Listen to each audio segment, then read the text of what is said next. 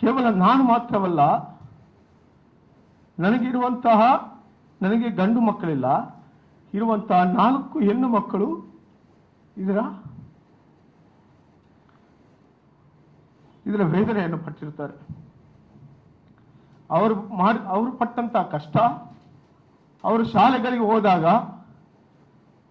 ಅವರಿಗೆ ಅಪಮಾನ ಆದಂತಹ ದುಸ್ಥಿತಿ ನೋಡಿ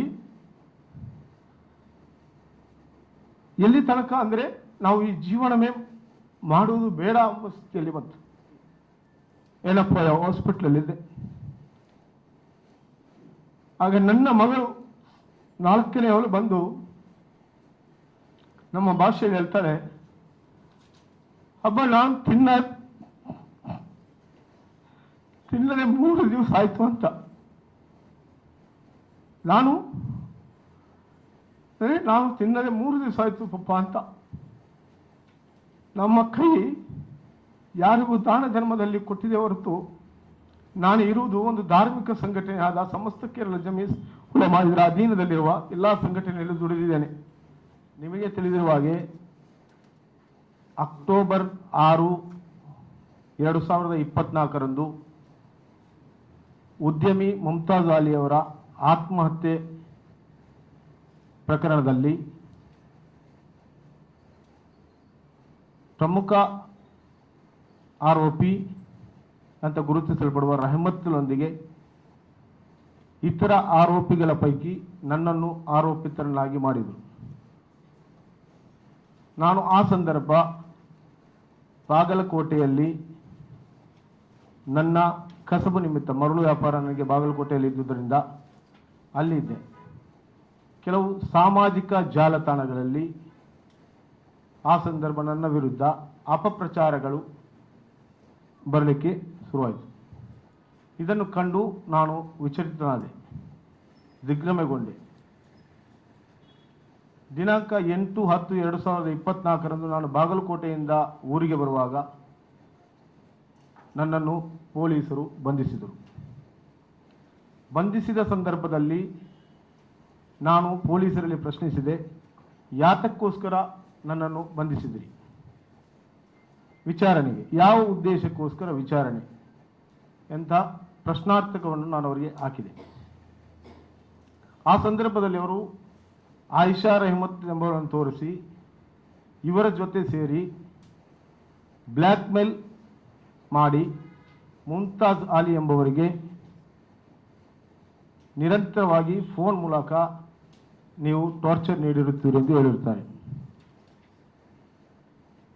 ಇದನ್ನು ಕೇಳಿದ ತಕ್ಷಣ ನಾವು ಹೇಳಿದೆ, ನನಗೆ ಮುಮ್ತಾಜ್ ಅಲಿ ಆಗಲಿ ಈ ರೆಹಮತ್ ಎಂಬುವಳಾಗಲಿ ನನಗೆ ಪರಿಚಯವೇ ಇರಲಿಲ್ಲ. ನಾನು ಬ್ಲ್ಯಾಕ್ ಮೇಲ್ ತಂತ್ರದಂತಲ್ಲಿ ಆರೋಪವನ್ನು ಹೊರಿಸಿ ಸಾಮಾಜಿಕ ಜಾಲತಾಣದಲ್ಲಿ ನನ್ನ ವಿರುದ್ಧ ಯಾವುದೇ ಪುರಾವೆಗಳಿಲ್ಲದೆ ಎಲ್ಲ ಸಾಮಾಜಿಕ ಜಾಲದಲ್ಲಿ ನನ್ನ ವಿರುದ್ಧ ಬರಹಗಳು, ಹೇಳಿಕೆಗಳು ಬಂದಾಗ ನಾನು ದಿಗ್ಭ್ರಮೆಗೊಂಡೆ. ನಾನು ಇದುವರೆಗೂ ನನ್ನ ಜೀವನದಲ್ಲಿ ನಾನು ಹಂತವಂತಾಗಿ ಮೇಲೆ ಬಂದವನು. ನಾನು ಒಬ್ಬರಿಗೆ ಸಹಾಯ ಮಾಡಿದ್ದೇನೆ ಹೊರತು ಇದುವರೆಗೂ ಯಾರೊಬ್ಬರ ಚಾಹವನ್ನು ಈ ಪತ್ರಿಕೆ ಮತ್ತು ಮಾಧ್ಯಮದ ಮುಂದೆ ಹೇಳಲು ಇಷ್ಟಪಡುತ್ತೇನೆ, ಯಾರದೇ ಒಬ್ಬರ ಚಾಹವನ್ನು ನಾನು ಕುಡಿದವನಲ್ಲ. ಸಾಧ್ಯವಾದರೆ ನಾನು ಯಾರಿಗೂ ಸಹಾಯ ಮಾಡುತ್ತೇನೆ. ಅಂಥದ್ರಲ್ಲಿ ಇಂಥ ವಿಚಾರಗಳು ಬಂದಾಗ ನನಗೆ ಪರಿಸ್ಥಿತಿಯನ್ನು ತಡ್ಕೊಳ್ಳೋಕ್ಕೆ ಆಗಲಿಲ್ಲ. ಈ ಸಂಬಂಧ ಪೊಲೀಸ್ ಕಸ್ಟಡಿಯು, ನ್ಯಾಯಾಲಯ, ನ್ಯಾಯಾಂಗ ಬಂಧನ ಅಂತೇಳಿ, ಆಸ್ಪತ್ರೆ ಅಂತೇಳಿ ನಾನು ತಿರುಗಾಡಿದೆ. ಇದೆಲ್ಲವನ್ನು ಮೆಟ್ಟಿ ನಿಲ್ಲಲು ನನಗೆ ಸಾಧ್ಯವಾಯಿತು. ಮಾನ್ಯ ಉಚ್ಚ ನ್ಯಾಯಾಲಯವು ಈ ಪ್ರಕರಣಕ್ಕೆ ಸಂಬಂಧಿಸಿದಂತೆ ನನಗೆ ತಡೆಯಾಜ್ಞೆಯನ್ನು ನೀಡಿದೆ. ಈ ಪ್ರಕರಣಕ್ಕೆ ಸಂಬಂಧಿಸಿದಂತೆ ತಡೆಯಾಜ್ಞೆಯನ್ನು 12/2/2025ರಂದು ಮಾನ್ಯ ಉಚ್ಚ ನ್ಯಾಯಾಲಯ ಈ ಪ್ರಕರಣಕ್ಕೆ ಸಂಬಂಧಿಸಿ ನನ್ನ ವಿರುದ್ಧದ ಪ್ರಕರಣಕ್ಕೆ ತಡೆಯಾಜ್ಞೆಯನ್ನು ನೀಡಿದೆ.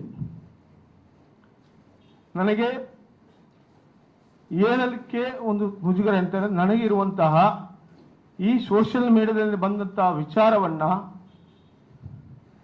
ಕೇವಲ ನಾನು ಮಾತ್ರವಲ್ಲ, ನನಗೆ ಗಂಡು ಮಕ್ಕಳಿಲ್ಲ, ಇರುವಂತಹ 4 ಹೆಣ್ಣು ಮಕ್ಕಳು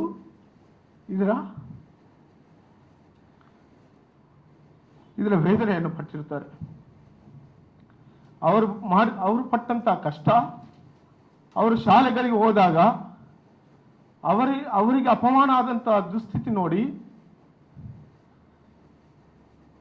ಎಲ್ಲಿ ತನಕ ಅಂದ್ರೆ ನಾವು ಈ ಜೀವನವೇ ಮಾಡುವುದು ಬೇಡ ಎಂಬ ಸ್ಥಿತಿಯಲ್ಲಿ ಬಂತು. ಕಾರಣ ಈ ಜೀವನವೇ ಬಿಟ್ಟು ಹೋಗುವ ಅಂತೇಳಿ ನಮ್ಮ ಹೆಂಡತಿ ಮಕ್ಕಳು ಡಿಸೈಡ್ ಮಾಡಿದಾಗ ನಾನು ಹೇಳಿದ ಒಂದೇ ಒಂದು ಮಾತು, ನಮಗೆ ದೇವರಲ್ಲಿ ನಂಬಿಕೆ ಇದೆ. ಮಹಾನಾದ ಶೈಖುನಾ ಸಂಸುಲಿನ ವಲಿಯುಲ್ಲಾಹಿ ತಾಲಾ ಅವರ ದುವಾದೊಂದಿಗೆ ನಾವಿರುವ, ಅವರ ವೇದನೆ ಅವರಲ್ಲಿ ಹೇಳುವ, ಅವರ ಬರ್ಕತ್ತಿನಿಂದ ನಾವು ಮುಂದುವರಿಯುವ ಅಂತ ಹೇಳಿದೆ. ಅದೆಲ್ಲವನ್ನು ಬಿಟ್ಟು ನಾನು ದೊಡ್ಡದಾದ ಒಂದು ಶಸ್ತ್ರಚಿಕಿತ್ಸೆಗೆ ಒಳಗಾಗಿ ಏನಪ್ಪ ಹಾಸ್ಪಿಟ್ಲಲ್ಲಿದ್ದೆ. ಆಗ ನನ್ನ ಮಗಳು 4ನೇಯವಳು ಬಂದು ನಮ್ಮ ಭಾಷೆಯಲ್ಲಿ ಹೇಳ್ತಾಳೆ, ಹಬ್ಬ ನಾನು ತಿನ್ನದೆ 3 ದಿವಸ ಆಯ್ತು ಅಂತ. ನಾನು ತಿನ್ನದೆ 3 ದಿವಸ ಆಯ್ತು ಪಪ್ಪ ಅಂತ. ನಮ್ಮ ಕೈ ಯಾರಿಗೂ ದಾನ ಧರ್ಮದಲ್ಲಿ ಕೊಟ್ಟಿದೆ ಹೊರತು, ನಾನು ಇರುವುದು ಒಂದು ಧಾರ್ಮಿಕ ಸಂಘಟನೆಯಾದ ಸಮಸ್ತ ಕೇರಳ ಜಮೀಸ್ ಉಲಮಾ ಇದರ ಅಧೀನದಲ್ಲಿರುವ ಎಲ್ಲ ಸಂಘಟನೆಯಲ್ಲಿ ದುಡಿದಿದ್ದೇನೆ.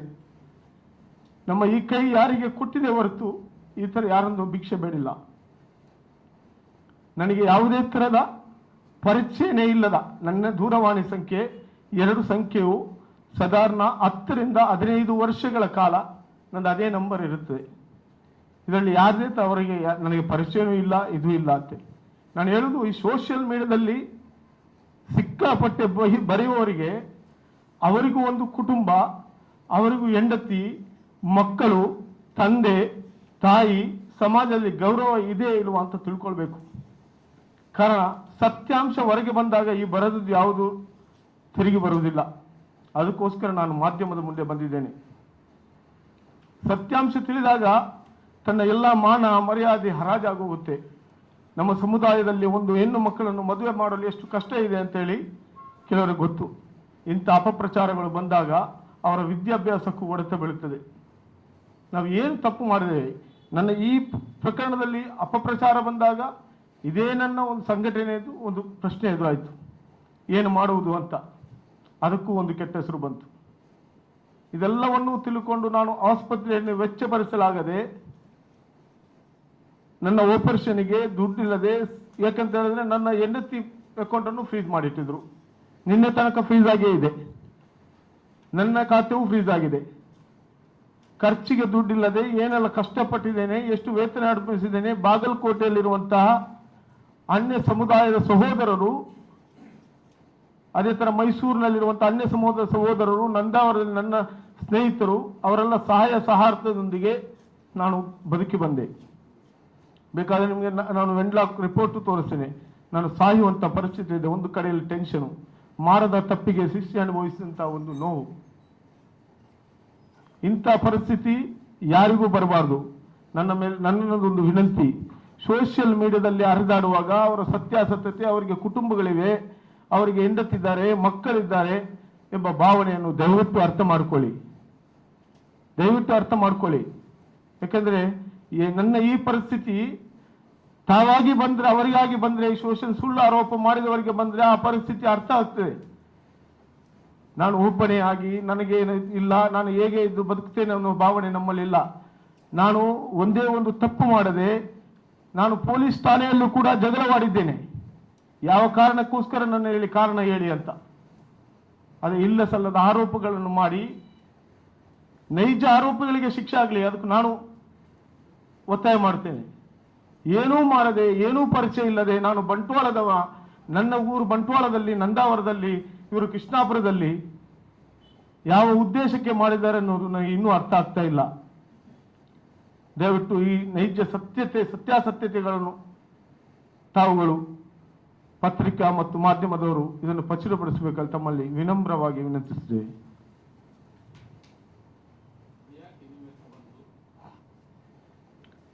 ನನಗೆ ಅರ್ಥವಾದಂಥ ಸ್ಥಿತಿ, ಅಬ್ದುಲ್ ಸತ್ತಾರ್ ಮತ್ತೆ ನಾವು ಜೊತೆಯಲ್ಲಿ ವ್ಯಾಪಾರ ಮಾಡ್ತೇವೆ, ಮರಳು ವ್ಯಾಪಾರ.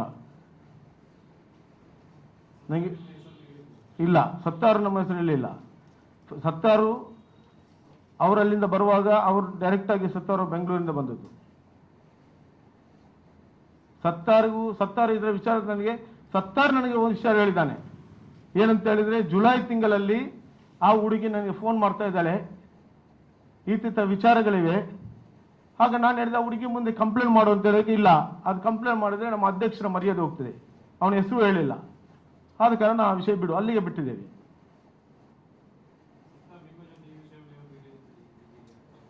ಇಲ್ಲ, ಇದೆ ಸತ್ತಾರು ಹುಡುಗಿ ಅಂದ್ರೆ ಹುಡುಗಿ ಕಂಪ್ಲೇಂಟ್ ಮಾಡಿದ್ದಾಳೆ. ಅವನು ನನಗೆ 3 ವರ್ಷ ಬಂದ ಕಂಪ್ಲೇಂಟ್ ಮಾಡಿದೆ. ಯಾರು ಅಂತ ಹೇಳಿದ್ರೆ ಅವನ ಹೆಸರು ಅಧ್ಯಕ್ಷರು ಅಂತ ಹೇಳಿದ್ದು, ಅವನು ಮುಂತಾದಳಿ ಅಂತ ಹೇಳಿಲ್ಲ. ಅದಕ್ಕೆ ಅವನ ಅಧ್ಯಕ್ಷರ ಮರ್ಯಾದೆ ಹೋಗ್ತದೆ, ಆ ವಿಷಯ ಬಿಟ್ಟು ಬಿಡುವಂತ ಸತ್ತಾಳೆ, ಇಷ್ಟೇ. ಏನೂ ಇಲ್ಲ, ಗೊತ್ತಿಲ್ಲ, ಅದು ಅವರಿಗೆ ಕೇಳ್ಬೇಕು ಸರ್. ನನಗೆ ಆ ಹುಡುಗಿಯವರಿಗೆ ಪರಿಚಯ ಏನಿಲ್ಲ. ನಾನು ನೋಡಿದ್ದು ಪೊಲೀಸ್ ಠಾಣೆಯಲ್ಲಿ, ಪೊಲೀಸ್ ಎದುರುಗಡೆ ಆ ಹುಡುಗಿ ಹೇಳಿದಲ್ಲಿ ಇವರು ಪರಿಚಯ ಇಲ್ಲ ಅಂತೇಳಿ.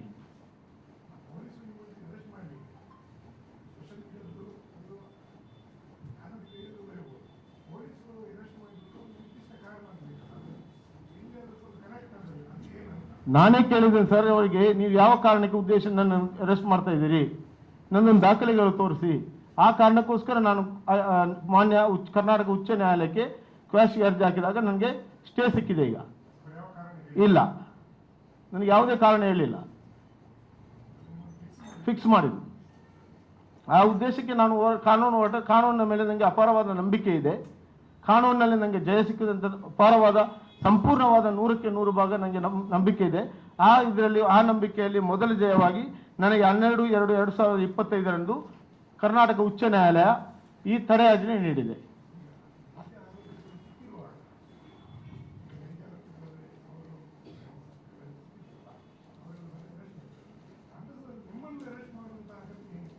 ಅದು ಅವರಿಗೆ ಕೇಳ್ಬೇಕು ಸರ್. ನಾನು ಅದೇ ಬೇಜಾರಲ್ಲಿ ಹೇಳ್ತಾ ಇದ್ದೀನಲ್ಲ, ನನಗೆ ಈ ಪರಿಸ್ಥಿತಿ ಇದ್ದ ಕಾರಣ ನಾನು ಈ ಪತ್ರಿಕಾ ಮುಂದೆ ಬಂದಿದ್ದೇನೆ. ನಾನು ಆ ವಿಚಾರದಲ್ಲಿ ಇಲ್ಲದ ಕಾರಣ ನಾನು ಸಮುದಾಯ ನನಗೆ ಇದೊಂದಲ್ಲ, ನನ್ನ ವಿಚಾರವನ್ನು ಸತ್ಯಾಸತ್ಯತೆ ನಾನು ಇಲ್ಲದ ಕಾರಣ ಧೈರ್ಯವಾಗಿ ಬಂದಿದ್ದೇನೆ. ನಾನು ಧೈರ್ಯದಿಂದ ಹೇಳ್ತೇನೆ. ನನಗೆ ಆತನ ಪರಿಚಯ, ನಾನು ಒಂದು ಫೋನ್ ಕಾಂಟ್ಯಾಕ್ಟ್, ಒಂದು ಮೊಬೈಲ್ ನನಗೆ ಆಸೆ ಇಲ್ಲಿಂದ ಒಂದು ಫೋನ್ ನಾನು ಹೇಳಿ, ನನ್ನ ಮೊಬೈಲು 15ರಿಂದ ಕಡಿಮೆ 20, ನಾನು ಹೇಳಿ 10ರಿಂದ 15, ಅದು 20 ವರ್ಷನೂ ಆಗಿರ್ಬೋದು. ನಂದು ಅದೇ ಸಂಖ್ಯೆಗಳಿರೋದು. ಎಲ್ಲ ಅಧಿಕಾರಿಗಳ ಹತ್ರವೂ ಇದೆ, ಸರ್ಕಾರಿ ಅಧಿಕಾರಿಗಳಲ್ಲೂ ನಂಬರ್ ಇದೆ, ಎಲ್ಲವಿದೆ. ನನ್ನ ನಂಬರ್ ಚೇಂಜಸ್ ಮಾಡೋದು ಇಲ್ಲ.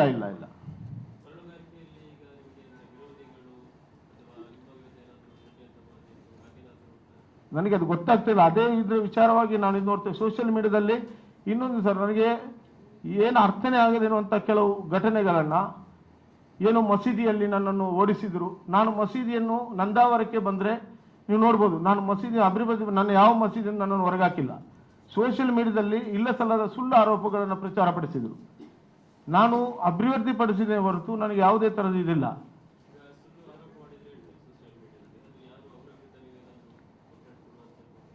ಅಲ್ಲ, ನಾನು ಕೆಲವು ಹಾಸ್ಪಿಟ್ಲ್ ಇರುವಾಗ ನನ್ನ ಅಳಿಯಂದ್ರು ಬಂದು ತೋರಿಸಿದ್ರು. ನಾನು ಇನ್ನು ನೋಡ್ಬೇಕಷ್ಟೇ, ಕಾನೂನು ಇದರಲ್ಲಿರುವಾಗ, ಕೋರ್ಟಲ್ಲಿ ನಾನಿರುವಾಗ ಅದರ ಬಗ್ಗೆ ಅಲ್ಲಿ ನನಗೆ ಫೈನಲ್ ಏನಾಗುತ್ತೆ ಅಲ್ಲಿ ಮತ್ತೆ ನಾನು ಕಾನೂನು ಹೋರಾಟ ಬಗ್ಗೆ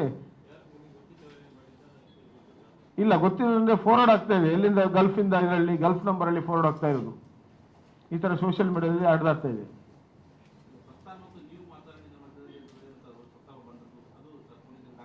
ಇಲ್ಲ, ನಾವು ಆ ವಿಷಯನೇ ಮಾತಾಡೋದು. ನನಗೆ ಹೇಳಿದ್ರು, ನನ್ನೊಂದು ಸ್ವಭಾವ ಇದೆ ಸರ್, ಎಂತಂದ್ರೆ ನಾನು ಸೀದಾ ಮಾತಾಡ್ತೇನೆ, ಸ್ವಲ್ಪ ಜೋರಾಗಿ ಮಾತಾಡ್ತೇನೆ, ಗೊತ್ತಿರ್ತದೆ, ಇದು ನೋಡ್ತದೆ ಅಷ್ಟೇ ಹೊರತು ನಾನು ವಿಚಾರವಾಗಿ ನಾವು ಮಾತಾಡ್ಲಿಕ್ಕೆ ಹೋಗುದಿಲ್ಲ. ನನ್ನ ಇಡೀ ಜೀವಮಾನದಲ್ಲಿ ನಾನು ಒಂದು ಮೆಸೇಜಸ್ಗಳನ್ನ ಧಾರ್ಮಿಕವಾಗಿ ನಮಗೆ ಮಸೀದಿ ಸಂಬಂಧಪಟ್ಟದ್ದು ಅಥವಾ ಬೇರೆ ಸಾಮಾಜಿಕವಾಗಿ ಸೋಷಿಯಲ್ ಆಗಿ ನಮ್ಮ ವರ್ಕ್ ಏನಿದೆ ಅದರ ಬಗ್ಗೆ ಚರ್ಚೆ ಮಾಡ್ತೇವೆ ಹೊರತು ಅನ್ಯತಾ ಇನ್ನೊಬ್ಬರ ಬಗ್ಗೆ ನಾವು ಚರ್ಚೆ ಮಾಡುವಂತ ಉದ್ದೇಶಕ್ಕೆ ನಾನು ಇದುವರೆಗೂ ಹೋಗಿಲ್ಲ. ನನ್ನ ಮೊಬೈಲ್ ಡಾಟಾವನ್ನು ತಾವುಗಳು ಬೇಕಾದ್ರೆ ನಂಬರ್ಸ್ಗಳು ಕೊಡ್ತೇವೆ, ಪರ್ಮಿಷನ್ ಕೊಡ್ತೇವೆ, ತಾವುಗಳು ಚೆಕ್ ಮಾಡಿದ್ರೆ ತಿಳಿತದೆ. ನಾನು ಯಾವುದೇ ಥರದ ಅನ್ಯತಾ ಮೆಸೇಜ್ಗಳನ್ನು ಕೂಡ ಫಾರ್ವರ್ಡ್ ಮಾಡಲ್ಲ.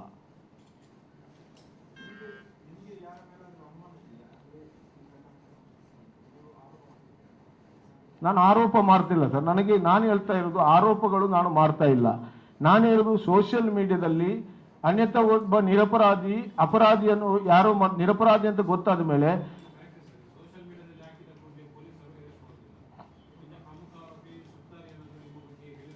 ಇಲ್ಲ, ಅದು ಗೊತ್ತಿಲ್ಲ ಸರ್ ನನಗೆ. ಇಲ್ಲ, ಮೊಬೈಲಲ್ಲಿ ಏನು ನಂದು ಸಾಕ್ಷಿನೇ ಇಲ್ಲ. ನಾನು ಡಿಪಾರ್ಟ್ಮೆಂಟ್ಗೆ ಮೊಬೈಲ್ ಅನ್ನು ಕೊಟ್ಟಿದ್ದೇನೆ. ನಾನು ಅಂತರ ಮಾತಾಡೋದೇ ಇಲ್ಲ. ನಾನು ಆ ವಿಷಯ ಕೇಳುವುದೇ ಇಲ್ಲ, ಆ ವಿಷಯ ಕೇಳಕ್ಕೆ ಹೋಗುವುದೇ ಇಲ್ಲ. ಎಲ್ಲಿ ಇಲ್ಲ, ಘಟನೆ ಆದ ನಂತರ ನಾನು ಜೈಲಲ್ಲಿ ನನಗೆ ಒಂದೇ ದಿವಸ ಸತ್ತಾರ ಸಿಕ್ಕಿದ್ದು. ನಾನು ಮತ್ತೆ ಹಾಸ್ಪಿಟ್ಲಲ್ಲೇ ಇದ್ದೆ. ನನ್ನ ಕ್ರಿಟಿಕಲ್ ಕಂಡೀಷನ್, ನಾನು ಹಾಸ್ಪಿಟ್ಲಲ್ಲೇ ಇದ್ದೆ. ಇಲ್ಲ ಇಲ್ಲ ಇಲ್ಲ, ಪ್ರಧಾನ ಕಾರ್ಯದರ್ಶಿ ಈಗಲೇ ಇದ್ದೇನೆ. ಇಲ್ಲ, ಅದು ಮೊದಲು ಪ್ರಧಾನ ಕಾರ್ಯದರ್ಶಿ ಅದು ಮೊದಲಿದ್ದೆ. ಆಮೇಲೆ ಸಚಿವ ಮದರಸಾ ಮ್ಯಾನೇಜ್ಮೆಂಟ್ ಅಧ್ಯಕ್ಷನಾಗಿದೆ ಈ ಪ್ರಕರಣ ಆಗುವಾಗ. ಈ ಪ್ರಕರಣ ಸಂಬಂಧ ಅವರು ಚೇಂಜ್ ಮಾಡಿದ್ರು, ಲೆಟರ್ ಓದಲ್ಲ.